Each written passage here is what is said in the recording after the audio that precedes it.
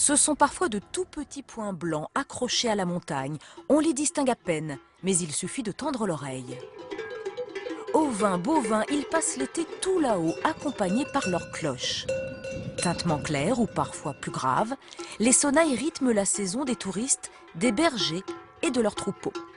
Savez-vous que chaque troupeau a son propre type de sonnaille et chaque sonnaille sa propre sonorité?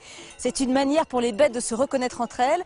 C'est aussi une tradition à laquelle les bergers tiennent énormément.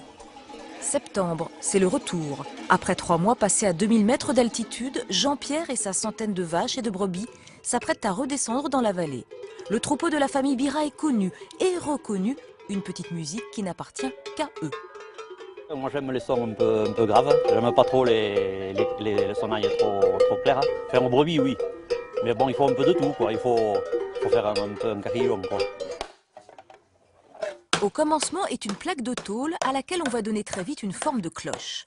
Mais ce n'est que le début d'un long processus. Chez les Dabans, on fabrique des sonnailles depuis 1795. Une recette unique et une particularité, le brasage à 1200 degrés qui permet un savant mélange de laiton et de métal. Le laiton va lier la pièce, et ce qui va donner la dureté, la longévité de la pièce, mais aussi le son.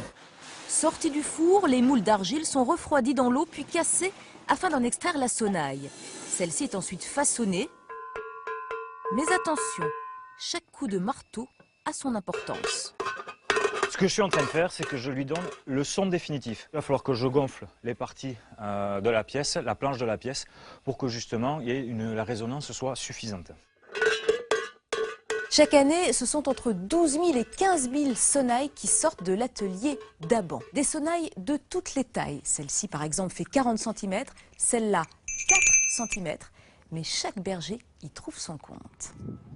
Retour sur l'aire de repos du troupeau Bira. À quelques heures de la transhumance, il est important d'équiper les bêtes meneuses de sonnailles particulières. L'opération est délicate, mais indispensable. Comme elles sont vaillantes pour marcher, on leur met ces cloches-là. C'est des cloches qui ont un son grave, qui couvrent un peu tout le reste quoi. Au petit matin, le troupeau s'ébranle. 30 km à parcourir à pied. Mais au bout de l'effort, le réconfort du fourrage frais pour les bêtes et pour les hommes, le plaisir de perpétuer la tradition.